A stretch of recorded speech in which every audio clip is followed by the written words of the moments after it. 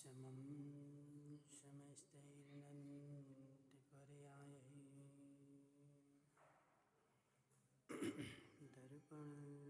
दर्पणतलिर्विशकला प्रतिफलति पदार्थमालिका यत्र नमो हरिहन्ताणं नमो सिद्धाणं नमो वायरीयाणं नमो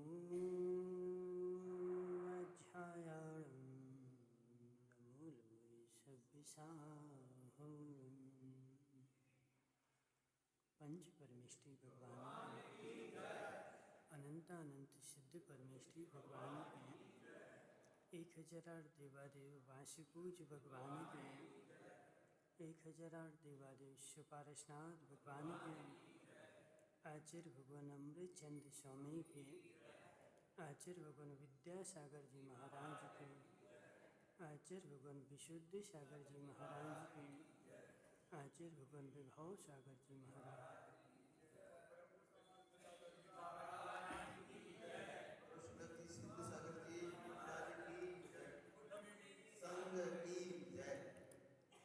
मनीषी तीर्थंकर भगवान की दिव्य देशना श्यादवाद वाणी जयवंत हूँ।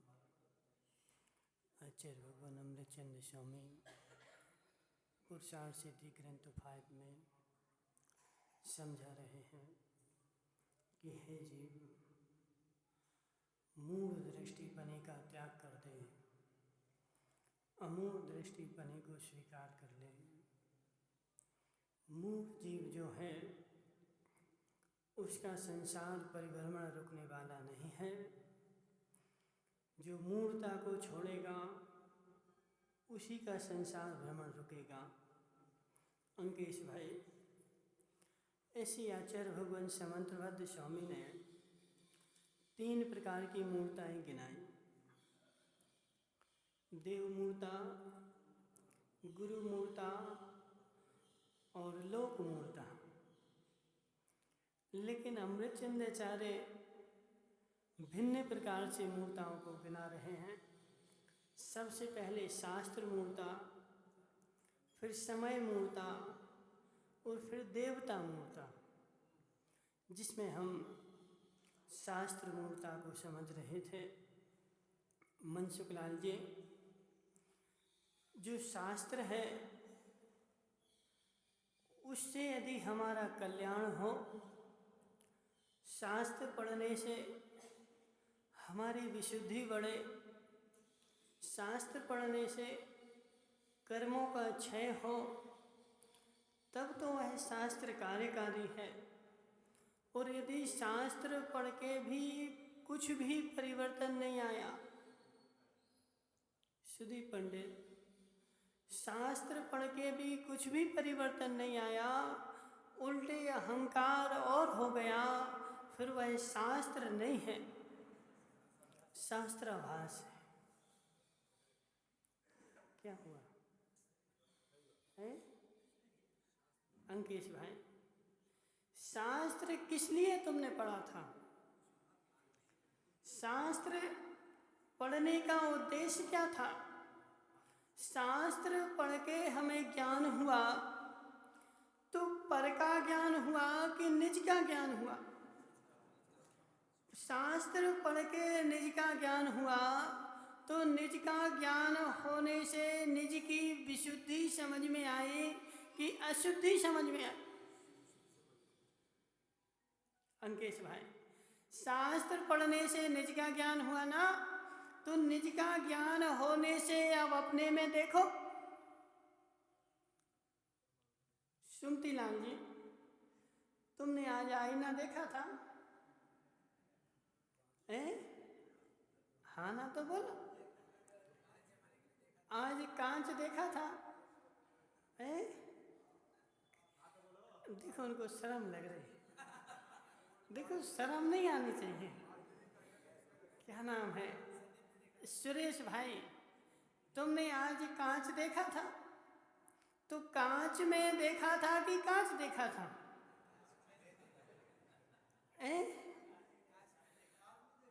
कांच में देखा था ना, तो कांच में कौन दिख रहा था? तुम कांच में दिख रहे थे, तो कांच में देख करके तुमने क्या देखा था कि मेरे शरीर पर क्या कानोच है, और मेरे शरीर पर जो एक्स्ट्रा है, जो दाग है, जो कालापन है, उसको तुमने कांच में साफ किया था कि अपने में किया था? किस में साफ किया था? अपने में साफ किया था ना। तो ऐसे शास्त्र को देख करके शास्त्र में साफ नहीं करना है, अपने में साफ करना है। शास्त्र को पढ़ो और शास्त्र को पढ़ करके संदीप गांधी दूसरे को नहीं देखना। और यदि शास्त्र पढ़ने के बाद भी दूसरा ही दिख रहा है तो अभी तक हमने शास्त्र पढ़ा ही नहीं है। माता महेश से नहीं आ रहा समझ में? नहीं आ रहा समझ में? शास्त्र पढ़ करके यदि हमें कोई दूसरा दिख रहा है तो अभी तक हमने शास्त्र पढ़ा नहीं है, मात्र लिए बैठे हैं। शास्त्र पढ़ने के बाद फिर दूसरा दिखना ही नहीं चाहिए। शास्त्र पढ़ने के बाद फिर मैं दिखना चाहिए कि मैं कैसा हूँ, मेरे में कितना दाग है, मेरे में कितना कर्म है, मेरे में कितने कालिमा है। और शास्त्र में पढ़ करके देखो मेरा स्वरूप दिख रहा है।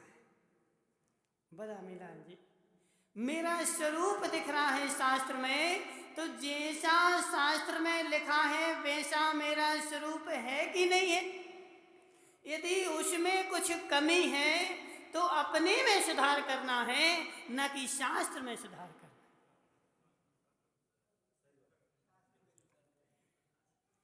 सुदीप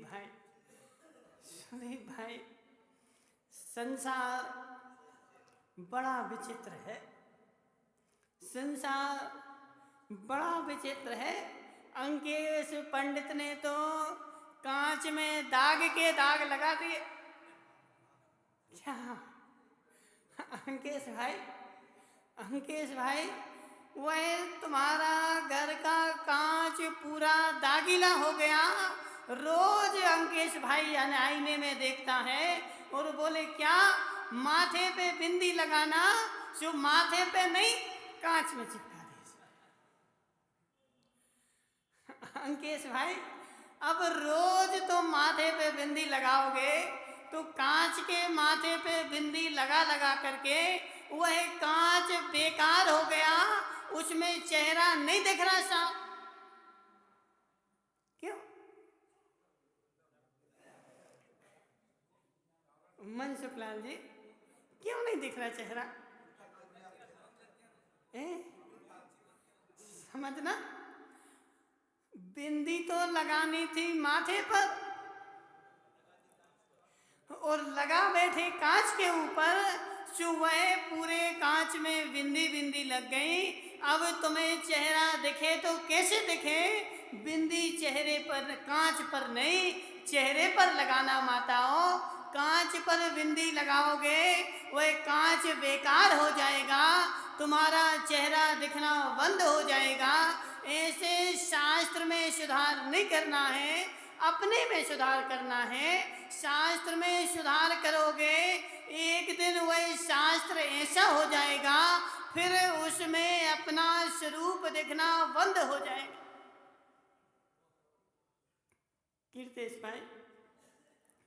कीर्तेश भाई, कब तक तुम शास्त्र को सुधारोगे? तुम शास्त्र को कब तक सुधारोगे? शास्त्र में कालिमा नहीं है, कालिमा मेरे निज के भीतर है।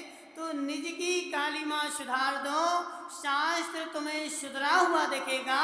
और निज की कालिमा नहीं सुधार पाए और शास्त्र में सुधारने बैठ गए, वह शास्त्र सारा बेकार हो जाए, वह शास्त्र बचेगा ही नहीं। सुदीप भाई देखो, वो आ गया सोते सोते। धर्मेश भाई, थोड़ा सोना कम करो। नहीं, उसके पास तो देखो सोना भी बढ़ रहा है और सोना भी बढ़ रहा है, दोनों की बढ़ोतरी हो जा रही है। धर्मेश भाई, सोना ज़्यादा रखोगे तो सो नहीं पाओगे, और ज़्यादा सोओगे तो सोते ही रह जाओगे, ठीक है। इसलिए दोनों की कमी करो और थोड़े शास्त्र की बढ़ोतरी करो। शास्त्र की बढ़ोतरी होगी तो निज आत्मा का भान होगा, शास्त्र का ज्ञान होगा तो निज का ज्ञान होगा। इसलिए शास्त्र के लिए थोड़ा समय निकालना पड़ेगा। इस शास्त्र के लिए समय निकालने के लिए पहले शास्त्राभास से बचना पड़ेगा। अभय भाई, पहले शास्त्राभास से बचना पड़ेगा। तुमने समय भी निकाला और समय निकालने के लिए भावना भी बनाई कि मैं शास्त्र पढ़ के आऊँ, थोड़ा शास्त्र पढ़ लूँ, लेकिन तुम्हारे हाथ में जो शास्त्र था वह शास्त्र था ही नहीं। निर्मल भाई, तुम्हारे हाथ में जो शास्त्र लगा वह शास्त्र था ही नहीं, उसमें जहर मिल चुका था, और जहर मिल चुका था। अब कीर्तेश के पिताजी, समझना, तुम्हें खूब भूख लगी, खूब भूख लगी, और घर में भोजन बना हुआ रखा हुआ था। अब तुम्हें तेज भूख लगी, अब तुमने उठा करके खा लिया, ना उसकी परीक्षा की, ना उसका शोधन किया। खूब भूख लगी ना, क्या हुआ? क्या हुआ महेश से? अब भूख तो लग ही रही थी, जो जैसा भोजन घर में रखा था उठा करके खा लिया, और खाने के बाद थोड़ी देर बाद प्राण ही निकल गए बेचारे के। ऐसे ही तुमने शास्त्र तो पढ़ लिया, लेकिन आओ देखा न ताव देखा, न उसकी परीक्षा की, और शास्त्र खोल करके पढ़ लिया, तुम्हारी श्रद्धा के प्राण ही निकल गए। श्रद्धा के प्राण ही निकल गए। हमारे प्राण चेतन हैं, और चेतन के प्राण श्रद्धा है। अभय भाई, समझना, यह चेतन का प्राण तभी तक काम का है जब तक इसमें श्रद्धा है, और इसमें से यदि श्रद्धा निकल गई तो वह चेतन का प्राण कोई काम का नहीं, वह त्रिकाली उपादान है।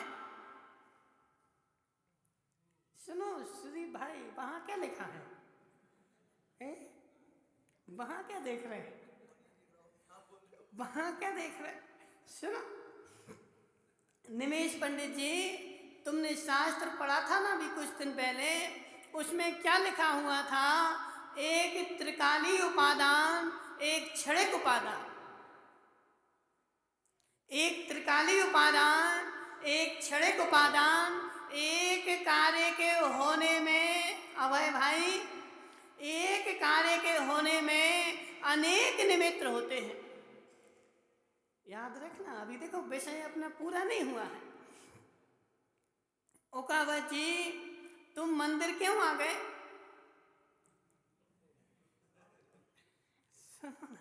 देखो तुम यहाँ आके बैठो, वहां दूर अभी कोई छीलेगा तुम्हें, तुम्हारा उपादान बिगड़ जाएगा, समझना।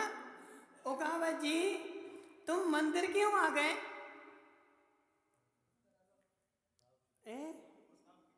मन को साफ करने के लिए कि लड़का बड़ा हो गया, लड़का बड़ा हो गया इसलिए मंदिर आ गए, कि वह दुकान में बैठ गया। लड़के का बड़ा होना एक कारण तो हो सकता है, लेकिन सर्वथा कारण नहीं हो सकता। एक कार्य के होने में अनेक कारण होते हैं, और अनेक कारण में निमित्त भिन्न होता है, उपादान भिन्न होता है। उपादान के भी दो भेद हैं, एक क्षणिक उपादान, एक त्रिकाली उपादान।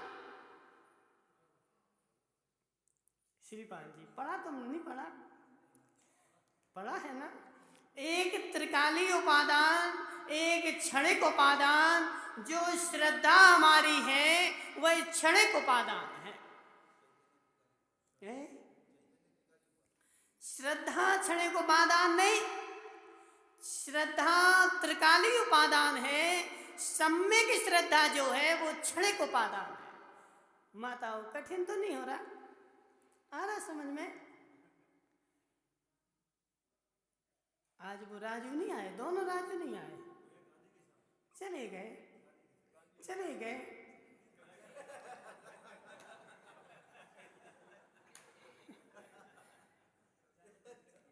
मन शुक्रान जी, तुमने रोका नहीं उनको?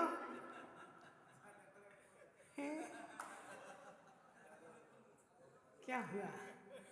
रोक लेते कि अभी नहीं जाओ, बाद में जाना। ओकावत जी दोनों राजू चले गए, एक ही राजू नहीं बचा। जैसे वो 77 साल की डुकरिया चली गई, ऐसे वो दोनों राजू चले गए। सुदीप भाई, चले जान दो, जाने वाले को कोई नहीं रोक सकता।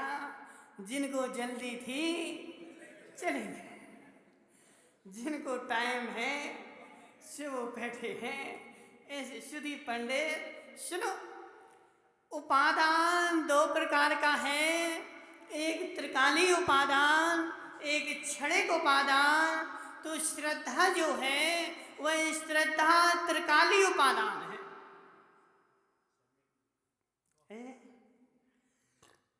श्रद्धा वह भाई क्षणिक उपादान है कि त्रिकाली उपादान है?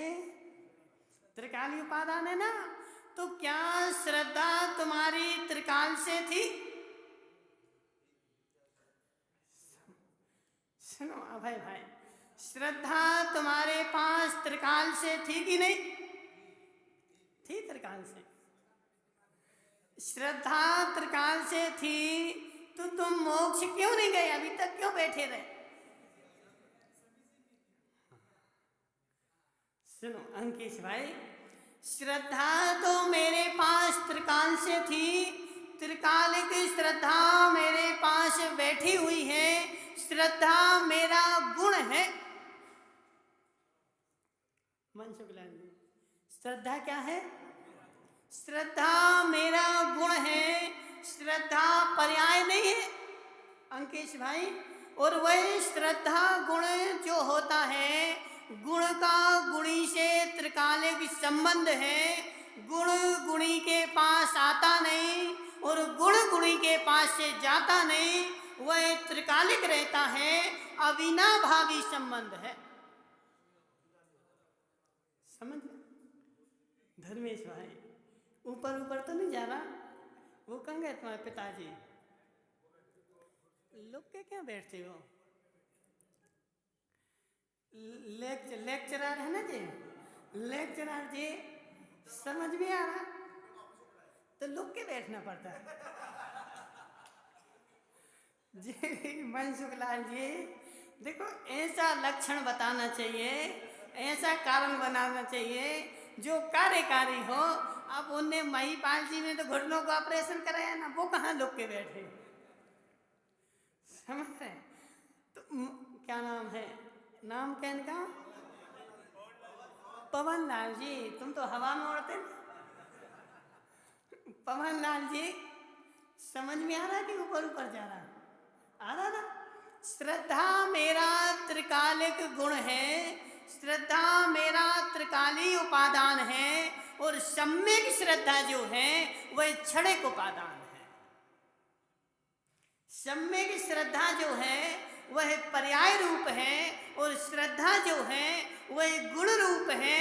मेरे पास श्रद्धा आज नहीं है, श्रद्धा मेरे पास अनादि काल से है। अंकेश भाई, भूल में नहीं रहना, भूल में नहीं रहना, और भूल को मूल नहीं मानना, भूल को मूल नहीं मानना। अभय भाई, देखो तुमने बहुत गलती कर दी, इतना गहरा विषय चल रहा है।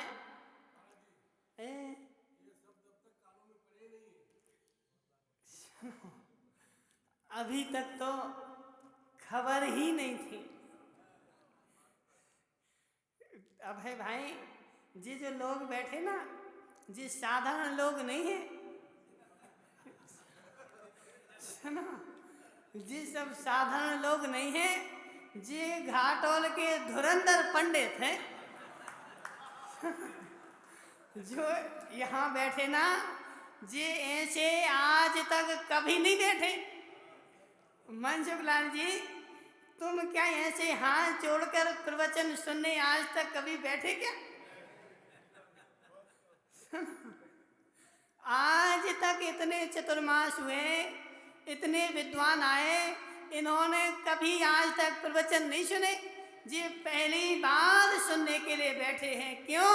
क्योंकि इनको समीचीन तत्व मिल रहा है। कोई राग नहीं, कोई लपेट नहीं, कोई द्वेष नहीं, किसी भी प्रकार का छल नहीं। जो सम्यक जिनवाणी है, जो कल्याणकारिणी है, वह जिनवाणी माँ मुझे मिल रही है। बदामीलाल जी, बदामीलाल जी, अभय भाई, अभी जे इतने लोग बैठे हैं, ये भी बहुत बड़ी बात है। वरना घाटोल है, 10 लक्षण हुए, सब लक्षण हुए। 10 लक्षण के बाद मात्र कौन, जो वो पीछे पीछे बैठे ना कुर्सियों पर, मात्र कोई 10-12 लोग बैठे मिलते हैं और वहाँ मैदान में होते हैं। सो जिसको ठंड लगती ना, सो वो धूप भी सेंक लेता। सो पता ही नहीं चलता कि ये सुनने के लिए आए हैं कि ठंड लग रही, सो धूप लेने के लिए आए हैं। निमेश पंडित जी सुनो, श्रद्धा मेरे पास अनादि काल से थी, आज आई नहीं है। और श्रद्धा मैंने देव शास्त्र गुरु के ऊपर अनादि काल से अनंत बार बनाई है। एक बार नहीं, एक बार नहीं अंकेश भाई, बहुत अभी 2-3 दिन पहले बहुत गहरा विषय चला था, तुम तो स्कूल में थे। श्रद्धा मैंने अनंत काल में, अनादि काल से अनंत बार बनाई है, लेकिन वह बन नहीं पाई। पीना भाई, पीना नाम, पीना भाई, अनादि काल से अनंत बार मैंने अपनी श्रद्धा देव शास्त्र गुरु के ऊपर, किसके ऊपर? कुदेव, कुगुरु, कुशास्त्र के ऊपर नहीं, सम्यक देव शास्त्र गुरु के ऊपर अनंत बार बनाई, लेकिन उसमें कहीं ना कहीं खोट रह गई, वह बन नहीं पाई। और नहीं बन पाने के कारण मैं अनंत बार ग्रेविक की यात्रा भी करवाया। अनंत बार में ग्रेविक की यात्रा। अब अभय भाई, तुम भी तो पंडित हो ना, सुनो, अभय भाई, ग्रेविक की यात्रा कौन करेगा? बोलो ना, ग्रेविक की यात्रा कौन करेगा? नहीं पता? कीर्तेश भाई,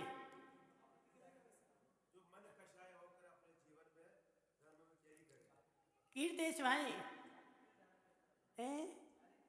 जो नग्न दिगंबर मुनि होगा, महाव्रतधारी होगा, चारित्रधारी होगा, कषाय मंद होगी, लेस्या शुभ होगी, वही ग्रेविक में जाएगा।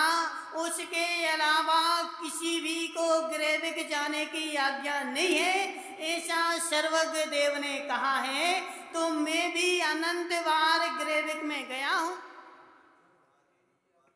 मैं नहीं, निमेश पंडित जी, निमेश पंडित जी, तुम भी अनंत बार ग्रेविक में गए हो, लेकिन ग्रेविक के ऊपर नहीं जा पाए। क्यों? क्योंकि क्रैबिक में जाने के लिए भी देव शास्त्र गुरु ही चाहिए है। अन्य का सेवक श्रीपाल जी कहाँ तक जाएगा? अन्य का सेवक कहाँ तक जाएगा? नहीं पता, बोलो ना। देखो मनसुख लाल जी, द्रव्यान योग समझने के लिए करणान योग महान आवश्यक है। द्रव्यान योग की सूक्ष्मता करणान योग से आती है। जब करणान योग सूक्ष्म होगा तो द्रव्यान योग भी सूक्ष्म होगा। यदि करणान योग का ज्ञान नहीं है तो द्रव्यान योग में भूल ना हो, ऐसा हो ही नहीं सकता।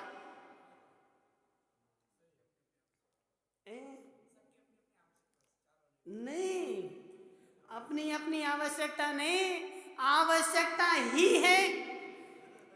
सुनो, अब निमेश भाई ने बोला ना तो अब इनको पकड़ते हैं। निमेश भाई, तुम कभी यात्रा करने गए दूर? ट्रेन से? ट्रेन से भी गए? ट्रेन से? तो ट्रेन से तुमने यात्रा की थी तो ट्रेन की आवश्यकता है कि नहीं है? अब जैसे ही ट्रेन आई थी तो तुम ट्रेन की ओर दौड़े थे कि नहीं दौड़े थे? मनसुख लाल जी, तो ट्रेन जैसे ही स्टेशन पर आई और तुम ट्रेन की ओर दौड़ गए और ट्रेन में बैठ गए और सीट भी तुम्हें मिल गई और सीट पर बैठ करके आराम से बोले मजा आ गया। बापू भाई, मजा आ गया। क्यों? बोले सीट मिल गई ना। अब सीट तो मिल गई, सीट तो मिल गई पीना भाई, लेकिन सीट की टिकट है कि नहीं है? क्या क्या समझना? सीट तो मिल गई, लेकिन जिस सीट पर बैठे हो उस सीट की तुम्हारे पास टिकट है कि नहीं है? और उस सीट की टिकट नहीं है, जिसके पास टिकट है खड़े हो। बेचारा इतना उल्लास में था, महेश सेठ इतना उल्लास में था कि उसने टिकट ली नहीं। यात्रा करने का इतनी खुशी, बोले मैं यात्रा को जा रहा। और यात्रा को जाने की खुशी में बेचारा प्लेटफॉर्म पर जाकर के बैठ गया और ट्रेन की इंतजारी करने लगा। टिकट लेना तो भूल ही गया। टिकट लेने की क्या आवश्यकता?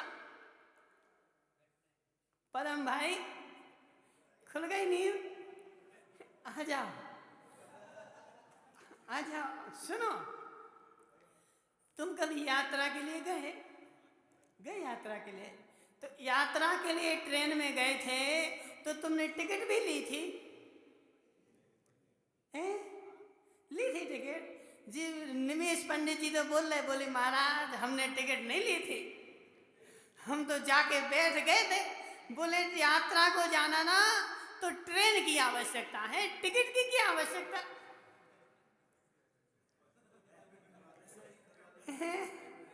टिकट की क्या आवश्यकता? महेश मुंगानिया, हितेश मुंगानिया, टिकट की क्या आवश्यकता?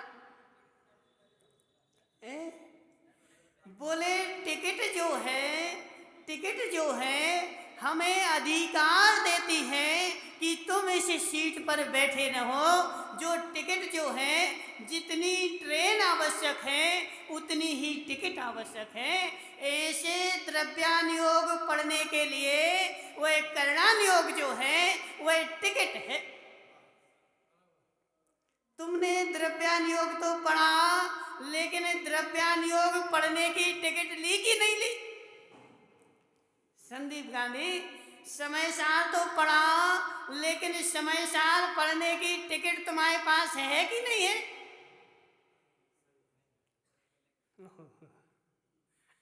जिसके पास टिकट नहीं है भाई, टिकट नहीं, वह ट्रेन में जिसकी सीट पर बैठे उसने बोला खड़े हो, दूसरी खाली थी उस पर बैठ गए।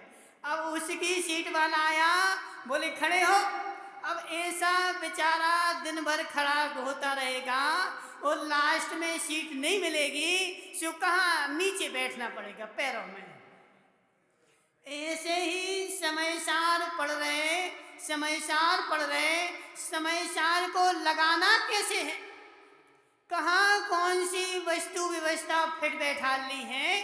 अभी तुमने संदीप सुदीप भाई यहाँ पढ़ा, बोले महाराज जी कैसा, अपने मस्तिष्क से वस्तु व्यवस्था फिट बैठा ली, थोड़े आगे चले, अब दूसरी बात आ गई, अब वह वस्तु व्यवस्था फिट नहीं बैठ रही, सो अब यहाँ की यहाँ, यहाँ की यहाँ।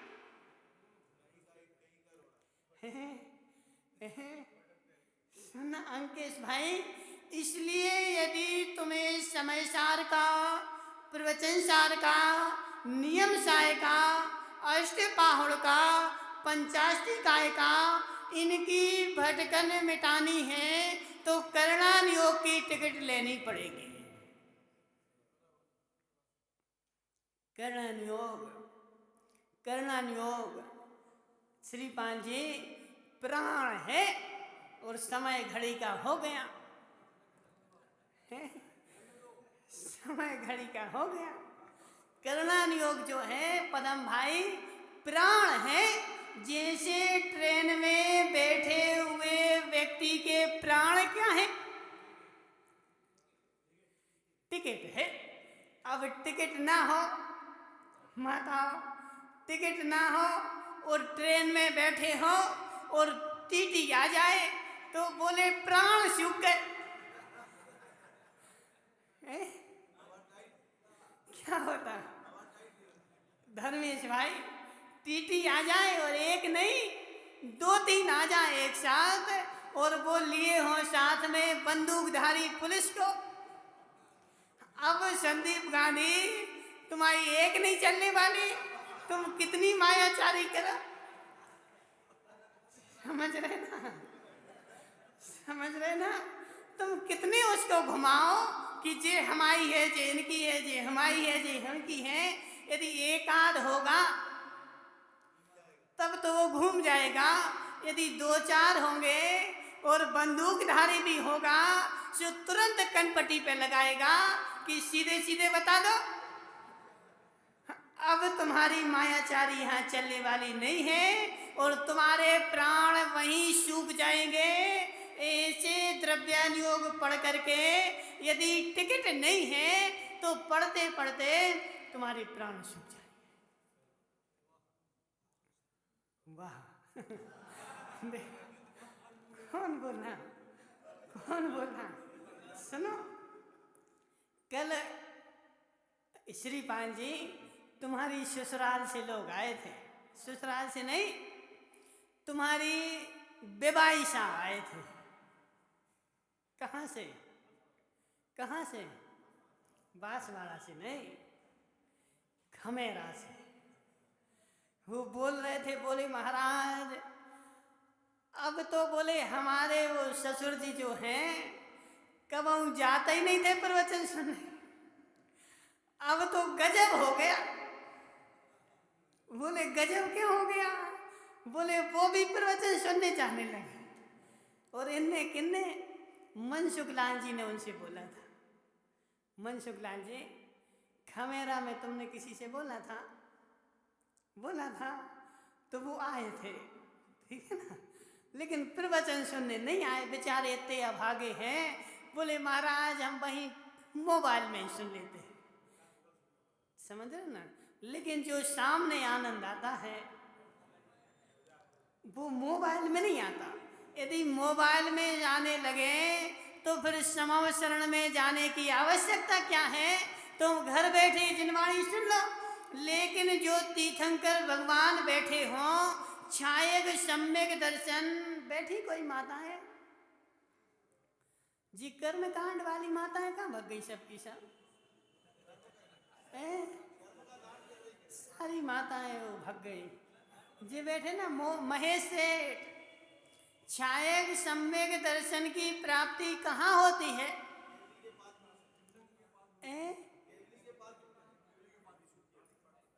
पूरा बोलो।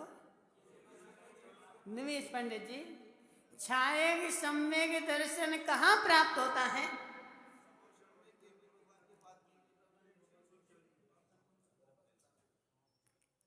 संदीप भाई, सुदीप भाई, जरा अंकेश पंडित जी से पूछो। अंकेश पंडित जी, तुम भी तो जयपुर से पढ़ के आए ना, छाये सम्यक दर्शन कहाँ प्राप्त होता है?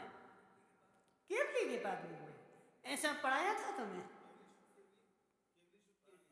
केवली श्रुत केवली के पाद मूल में प्राप्त होता है, मात्र केवली के नहीं। तो छायक सम्यक दर्शन केवली श्रुत केवली के ही पाद मूल में क्यों प्राप्त होता है, सब जगह क्यों नहीं हो जाता?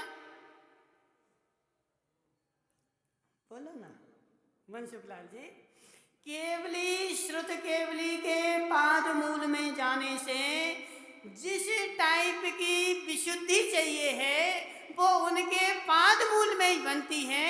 अन्य जगह वैसी विशुद्धि की प्राप्ति नहीं होती है। क्यों? क्योंकि तीर्थंकर बैठे रहे, उनसे तुम दूर रहो तो तुम्हें वह विशुद्धि प्राप्त नहीं होगी। ऐसे प्रवचन सामने सुनने से जो विशुद्धि होती है वह दूर बैठने से नहीं होती है।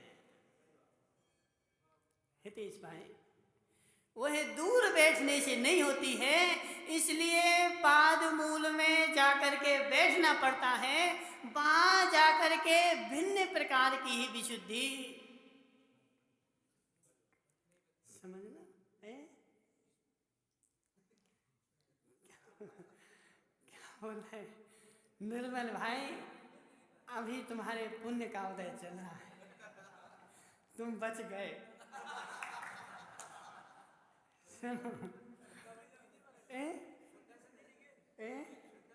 नहीं वो तो ठीक है, लेकिन तुम बच के आ गए, यह तुम्हारे पुण्य का उदय चल रहा है, वरना वहीं फूल फल चढ़ाने पड़ते।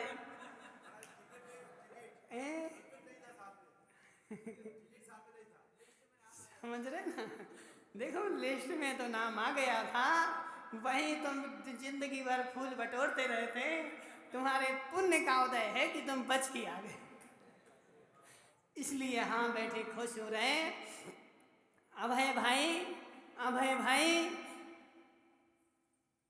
देव शास्त्र गुरु की श्रद्धा जिसको होती है, देव शास्त्र गुरु का सानिध्य जिसको होता है और देव शास्त्र गुरु की प्राप्ति जिसको होती है, वही नौवें ग्रेविक तक जाता है। जिसको इनकी प्राप्ति नहीं होती वह कहाँ तक जाएगा? प्रश्न हमारा भूले नहीं अभी अंकेश भाई, वह कहाँ तक जाएगा जिसको सम्यक देव शास्त्र गुरु की प्राप्ति नहीं हुई? वह कहाँ तक जाएगा? ऊपर कौन सी गति में जाएगा?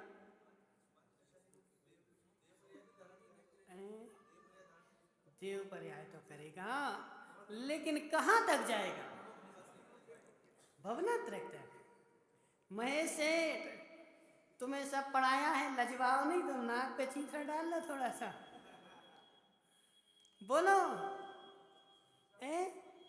जोर से बोलो।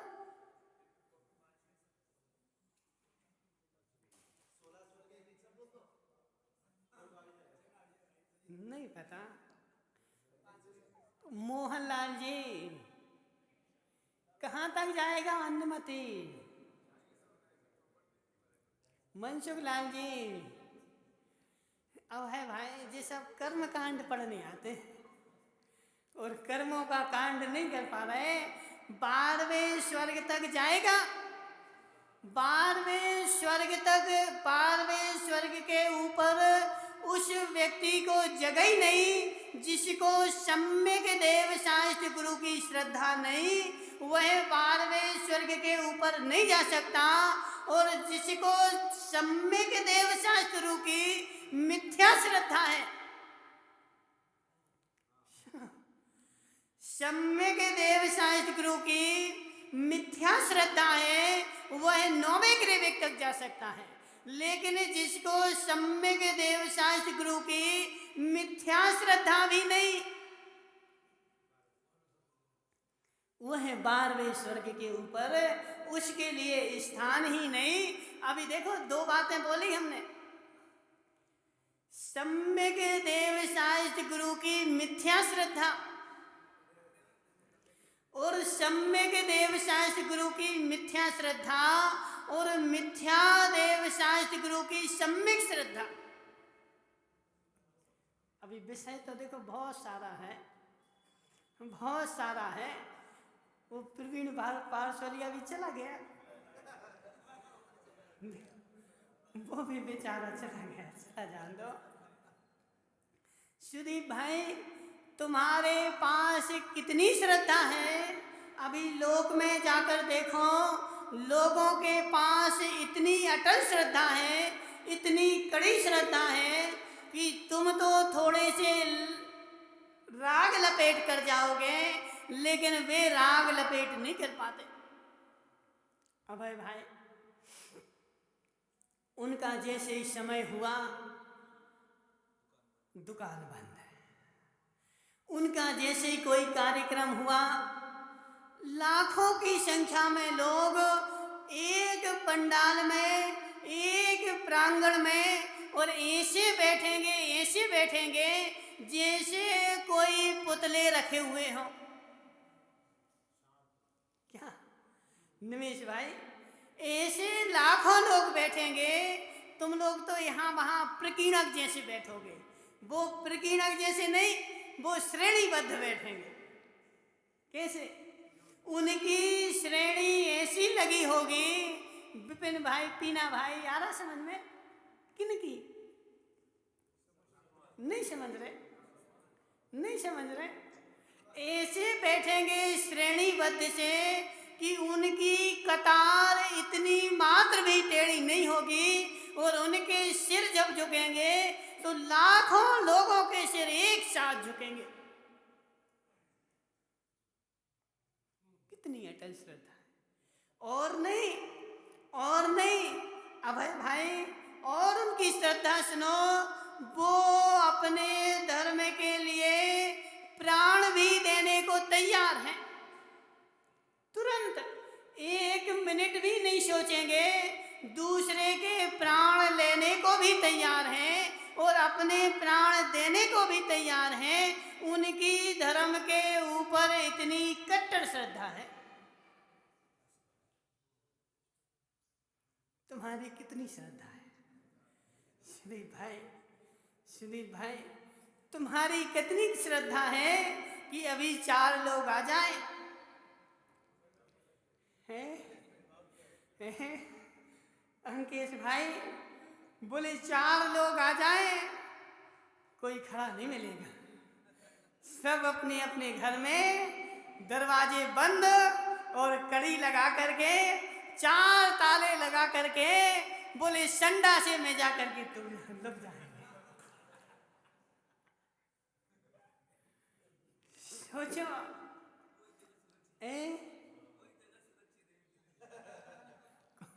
कौन बोल रहा?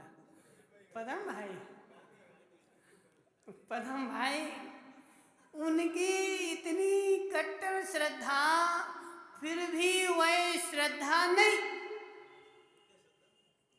इतनी कट्टर श्रद्धा, फिर भी वह श्रद्धा सम्यक नहीं, फिर भी वह श्रद्धा मिथ्या है। क्यों? क्योंकि अभी समीचीन तत्व नहीं पकड़ा है। समीचीन तत्व पकड़ के और फिर ऐसी श्रद्धा हो, तब तो कार्यकारी है। और वह मात्र इतना सा समीचीन तत्व नहीं पकड़ में आया और संसार में खूब घूमते रहे। समझना सेठानी जी, समझ में आ रहा समझ में? समझना, एक गांव में अंकेश भाई, एक मुखिया था गांव का मुखिया जानते हो? गांव का मुखिया वह एक दिन ट्रेन में जा रहा था टिकट लेकर के, ऐसे ही नहीं निमेश भाई, तुम्हारे जैसे नहीं कि बिना टिकट से, टिकट लेकर के जा रहा था, उसकी सीट के बगल में एक पंडित जी बैठे थे। बेचारा था, धर्म की श्रद्धा तो थी, पंडित की श्रद्धा तो थी, और उसने पंडित जी से पूछा कि पंडित जी तुम्हारे थैले में क्या है? धर्मेश भाई बोले मेरे थैले में रामायण है। बोले रामायण क्या होती? जो राम हुए ना, राम का तो नाम सुना? बोले हाँ। तो राम का जीवन चरित्र इसमें लिखा हुआ है, तो तुम थैले में क्यों रखे? इसको मंदिर में रख दिया। किसने बोला? मुखिया ने बोला कि तुम थैले में रख के क्यों घूम रहे? इसको एक काम करो, मंदिर में रख के आओ। तो बोले थैले में रख के घूम नहीं रहे, हम दूसरे गांव में पाठ करने जा रहे। तो पाठ करने से क्या होगा? शैतानी जी, उपवास करने से क्या होगा? समझना। देखो अभय भाई, ऐसा होता कि नहीं होता? बोले पाठ करने से क्या होगा? तो उसने पंडित ने बोला कि पाठ करेंगे तो पुण्य का बंद होगा। बोले पुण्य का बंद होगा? तो पंडित जी तुम एक काम करो, हमारे घर पे भी चलो, वहां भी पाठ कर देना, हमें भी पुण्य का बंद हो जाएगा। मनसुख लाल जी तुम हमारे घर पे पाठ करने चलो। बोले अभी हमें समय नहीं है, अभी हमें दूसरे गांव जाना है। यदि तुम्हें पाठ कराना हो तो तुम हमसे कोई दूसरा समय ले लो। बोले अच्छी बात है, पाठ तो हमें करा नहीं है। क्यों? बोले पुण्य का बंद करना है। पाठ नहीं कराएंगे तो पुण्य का बंद नहीं होगा। इसलिए पंडित जी तुम संडे के दिन हमारे घर पे आ जाना, ठीक है ना? अब उसने पूरा नाम बता दिया, गांव बता दिया, स्थान बता दिया कि इस गांव में आ जाना, पदम भाई घाटोल में आ जाना, और मंदिर के पास में बोल देना कि पदम खेंदावत कहाँ रहता है। तो पदम भाई ने पाठ कराने के लिए पंडित को बुला लिया। अब बोले पंडित जी सामग्री क्या क्या लगेगी? पदम भाई जी पंडित से पूछ लेना सामग्री क्या क्या लगेगी। तो पंडित ने पूरी सामग्री बता दी कि इतनी इतनी सामग्री तैयार रखना, हवन बना के रखना, और सारा वो जो है ना, जिस प्रांगण में पाठ होगा पूरे गांव में ऐलान कर देना, और वहां पर पूरा अच्छा लीपा पोती कर देना। पदम भाई ने अपनी देवी से जाकर के बोल दिया। उस देवी ने पूरा रोड मोड़ पर सब जगह गोबर ला करके लीप दिया, और लीप करके वहां कुंड बना दिया। और संडे का दिन जैसे ही आया, पूरे गांव के लोग आकर के बैठ गए। काहे के लिए? काहे के लिए? बोले पदम के घर पर आज रामचरितमानस का पाठ होने वाला है। सब के सब भूखे के भूखे बैठ गए। बोले खा के नहीं जाना पड़ता। अंकेश भाई उनको श्रद्धा है कि नहीं है? है। भगवान के ऊपर श्रद्धा है कि नहीं है? शास्त्र के ऊपर श्रद्धा है कि नहीं है? सबको श्रद्धा है, और सबके सब श्रद्धा से हाथ जोड़ करके सब बैठे हैं। पंडित जी आ गए, पंडित जी बैठ गए, पदम भाई बैठ गया, पदम की देवी बैठ गई, और सबके सब बैठे हैं। अब पंडित जी ने बोला, पदम भाई बोले पदम जैसा मैं कहूँ वैसा तुम कहना। मनसुख लाल जी इनसे पूछे पंडित जी से, पंडित जी कल कहाँ गए थे? नहीं, पंडित जी कल कहाँ गए थे? विधान कराने गए थे ना। तो सुनो, तुमने विधानकर्ता से बोला था कि नहीं कि जैसा मैं बोलूं सो तुम वैसे ही बोलना, और जो मैं चढ़ाऊं सो तुम वैसे ही चढ़ाना, ठीक है ना पंडित जी? तो उन पंडित जी ने पदम से बोल दिया कि जैसा मैं कहूं वैसा करना, और जो चढ़ाऊं तुम चढ़ाना। अब पदम भाई तो ज्ञान नहीं था बेचारे को, नया नया था, पहली बार पाठ करवा रहा था। पंडित के ऊपर श्रद्धान करके हाथ जोड़ करके बैठ गया, और हाथ जोड़कर बैठा। पंडित जी आकर के बैठे। अब पंडित जी ने पहले बोल दिया कि जैसा मैं करूं वैसा तुम करना, और जैसा मैं कहूं वैसा तुम कहना। अब पंडित जी ने पदम से बोला कि पदम भाई हाथ में जल ले लो। तो पदम ने बोल दिया पंडित जी हाथ में जल ले लो।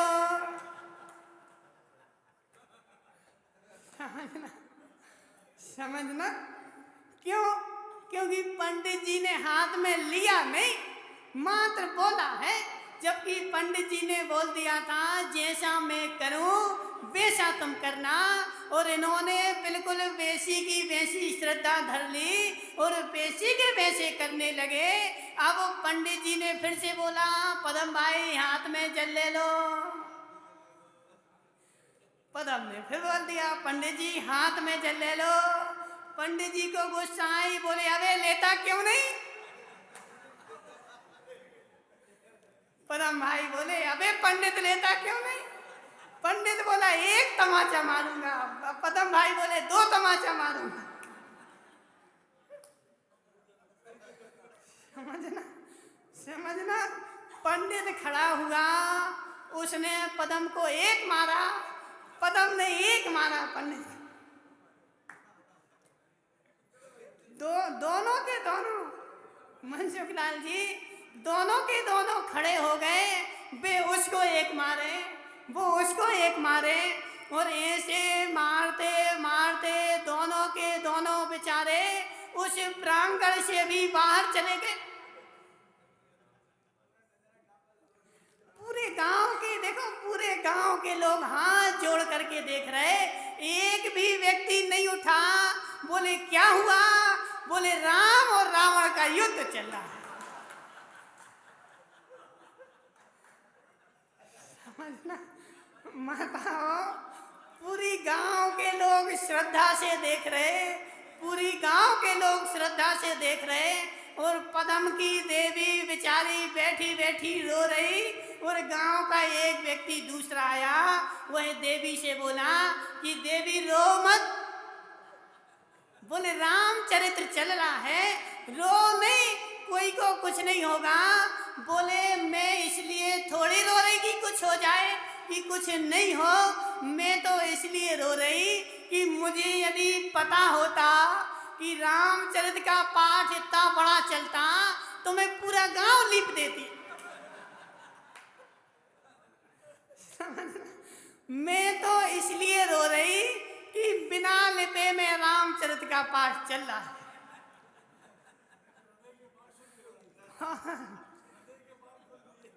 समझना समझना श्रीपाल जी, समझना।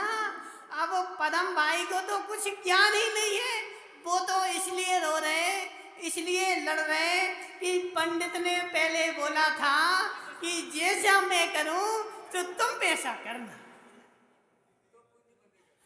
धर्मेश भाई, महेश सेठ, इसलिए पदम भाई मार नहीं रहा है, वही को तो मारना पड़ रहा है कि यदि मैं पंडित जी को नहीं मारूंगा तो रामचरितमानस का पाठ बिगड़ जाएगा।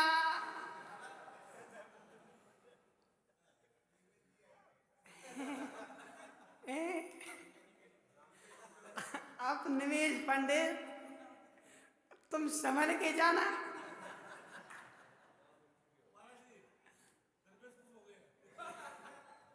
धर्मेश भाई संभल के बुलाना पंडित को। अब जी सारे के सारे पंडित, श्रीपाल जी तुम भी तो जाते ना पंडिताई करवाने, समझ के जाना यदि पदम जैसा कोई फंस गया तो हालत खराब कर देगा तुम्हारी, समझ रहा। अब ये बताओ महेश सेठ, क्या उस मुखिया को पदम भाई को श्रद्धा नहीं थी? पदम भाई को श्रद्धा नहीं थी? पूर्ण श्रद्धा थी, कट्टर श्रद्धा थी। और कंदर की कट्टर श्रद्धा के कारण वह पंडित को पीटना है कि यदि नहीं पीटूंगा तो मेरा पाठ बिगड़ जाएगा। पुण्य का बंध नहीं होगा मनसुखलाल जी, पुण्य का बंध नहीं होगा यदि मैं ऐसा नहीं करूंगा तो। और सारे गांव के लोग बैठे देख रहे, कोई भी नहीं बचा रहा, बेचारे हाथ जोड़कर देख रहे कि राम रावण का युद्ध चल रहा है। क्या हुआ, क्या हुआ माताओं? हमारे यहाँ रामचरितमानस का पाठ नहीं चलता है श्रीपाल जी, नहीं चलता।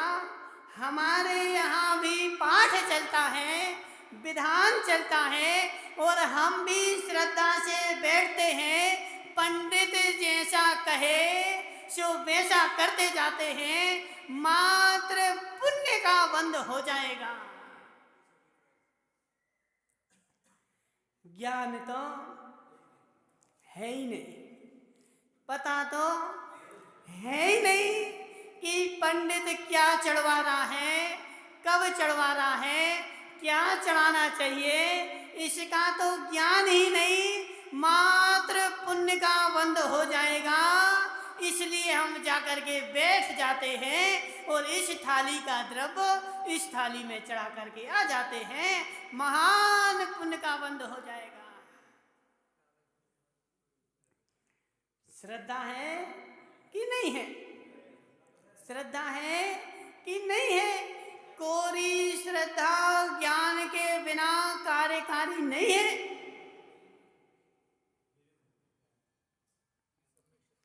क्या हुआ, क्या हुआ धर्मेश भाई? आया समझ में? नहीं आया? ऊपर ऊपर तो नहीं गया? उनसे बोलो पिताजी से, आ रहा समझ में? श्रद्धा भी हो, सम्यक ज्ञान के साथ हो, और सम्यक ज्ञान होगा तो हम सम्यक शास्त्र पढ़ेंगे। भानु भाई भान है कि नहीं? भानु भाई भान है कि नहीं? बोले महाराज जो आता है अपनी अपनी सुनाता है।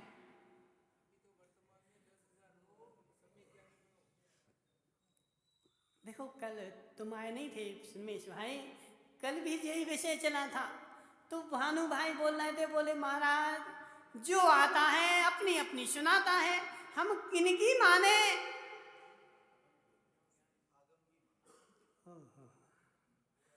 अंकेश भाई जो भी आएगा अपनी सुनाएगा, जो भी आएगा अपनी सुनाएगा। अभय भाई मैंने इन लोगों को धोखे में नहीं रखा, मैंने इनको धोखे में नहीं रखा। मैंने इनसे पहले बोल दिया तुम मेरी बात नहीं मानना, तुम मेरी बात नहीं मानना और तुम मेरी बात नहीं श्रद्धान करना। मैं जैसा कहूँ ऐसा पूर्वाचार्यों की वाणी में मिला लेना, यदि वहाँ मिल जाए तो मान लेना और नहीं मिले तो छोड़ देना। मनसुखलाल जी, इसलिए समय अपना खूब हो गया।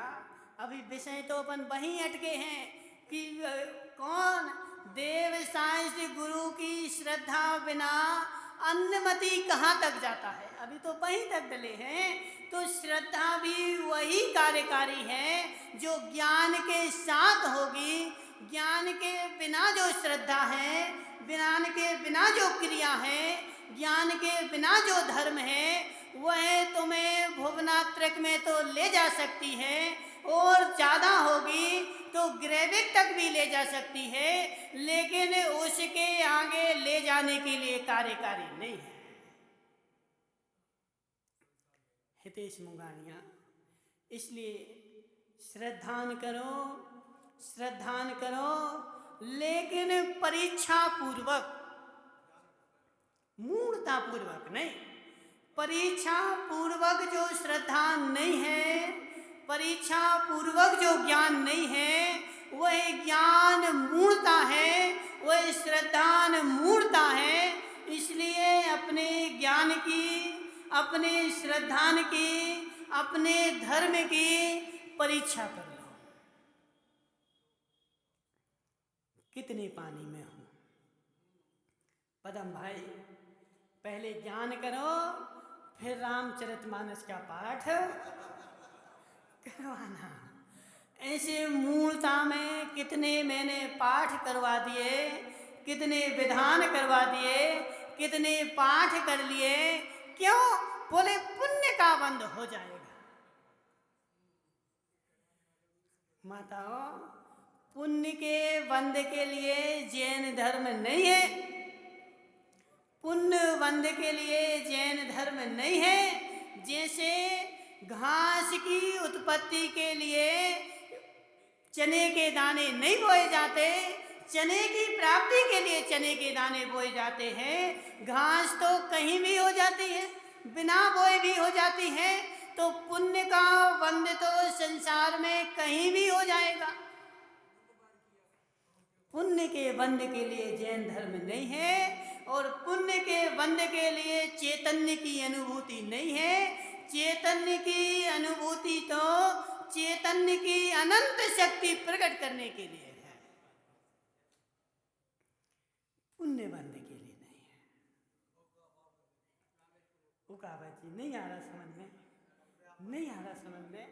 मात्र समीचीन श्रद्धा हो जाए, समीचीन ज्ञान हो जाए, फिर क्रिया वही रहेगी। भाई भाई, क्रिया नहीं बदलेगी। अंदर का श्रद्धान बदलने से क्रिया वही रहती है, लेकिन कार्य बदल जाता है। उकावत जी, समझना, तुम चंदन की लकड़ियां बेचते हो, बेचते हो। तुम चंदन की लकड़ियां बेचते हो, कितने में बेचते हो? तोल पे बेचते हो। कितने रुपया किलो बेचते हो? 500 रुपया किलो बेचते हो। तुम्हारा कौन सा चंदन है? मलयागर चंदन है,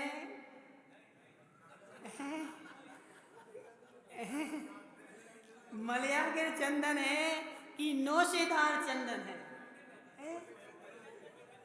वो नहीं है, वो नहीं है।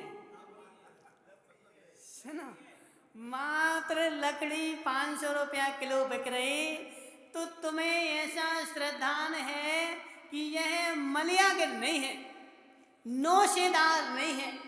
यदि नौशेदार चंदन हो, समझना। अब तुमने नौशेदार चंदन देखा कभी? कभी नहीं देखा। अब समझना, इन्होंने नौशेदार चंदन नहीं देखा। यदि इनके पास गलती से कभी नौशेदार चंदन आ जाए, तो ये 500 रुपया किलो में बेचोगे कि नहीं बेचोगे? क्यों? पता ही नहीं है, श्रद्धा ही नहीं है, ज्ञान ही नहीं है, जानते ही नहीं है। इसलिए उस नौशेदार चंदन को भी, अभय भाई, अभी एक सत्य घटना है। महाराष्ट्र में नांदेड़ के पास एक गांव है। उस गांव में 4 लेन बन रही थी, तो एक किसान का खेत उस 4 लेन में आ गया। उसको नहीं था पता कि क्या है। उसका तो साधारण पेड़ लगा हुआ था, और साधारण पेड़ के लगे हुए उस पेड़ की लकड़ियां भी वो काट काट करके जला देता था। किसकी? चंदन के पेड़ की। उसको नहीं ज्ञान था कि क्या है जे, वही तो सांध रहा था, क्योंकि चंदन का जो पेड़ होता महेश से, वह सुंदर नहीं होता। चंदन के पेड़ का सोफा सेट नहीं बनता, वह देखने में भी क्रूप होता है, भद्दा होता है। जैसे तुम्हारे ये कांटे वाले पेड़, क्या बोलते उसको, बबूल के पेड़, ऐसा होता है। सो वह तो कितने काल से उसको काट काट करके और जला रहा था घर पे। और जिस दिन रोड बनी, सरकार ने उसका पेड़ उखाड़ा, और उखाड़ने के बाद वह गया, उसका चेक होकर के आया, फिर उसको बताया कि यह तो चंदन का पेड़ है, और उस पेड़ के उसको 75 लाख रुपए सरकार ने दिए। किस पेड़ के? किस पेड़ के? जो उसने रोटी बनाने के लिए, माताओं तुमने बनाई रोटी कभी? हैं? चंदन के पेड़ से, चंदन के पेड़ से। उस बेचारे को ज्ञान ही नहीं था, ऐसे चेतन बेचारे को पता ही नहीं है, और अपनी आत्मा, चेतन आत्मा के इस मनुष्य भाव को बेचारा जला रहा है लकड़ियों के भाव। श्रद्धान ही नहीं है, बेचारा पुण्य बंध में लगा हुआ है कि लकड़ियां बेच दो रोटी बन जाएगी, लकड़ियां बेच दो, धर्म कर लो, धर्म भी कर रहा है, लेकिन धर्म कर लो पुण्य का बंध हो जाएगा। वह बेचारा चंदन के पेड़ को काट करके और रोटी बना रहा है।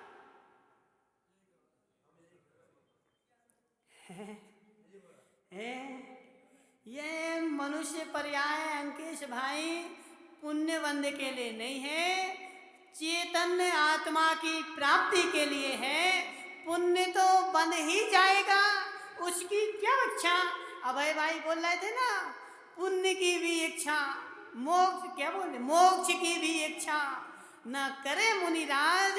मोक्ष की भी इच्छा जो है वह मोक्ष नहीं देती। ये अकलंक स्वामी ने कहा है, यस्य मोक्षे पिना कांक्षा सा मोक्षमति गच्छति। जिसको मोक्ष की भी इच्छा नहीं, वही मोक्ष जाता है।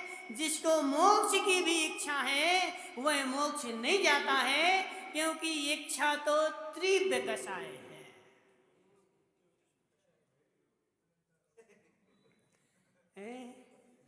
और सुनाए, पुण्यम बंधति जीवो मंद कषाय एवं परिणदो होति।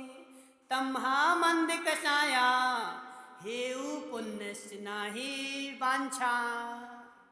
कार्तिक ने पीछा पढ़ चुके, पढ़ लिए। हेउ पुण्यस्य नाहि वांछा, मंद कषाय पुण्य बंध में कारण है, न कि वांछा। वांछा तो पाप बंध का कारण है। कोई भी इच्छा हो, यदि धर्म करते हुए भी पुण्य बंध की इच्छा है, तो पुण्य बंध नहीं होगा, पाप का ही बंध होगा।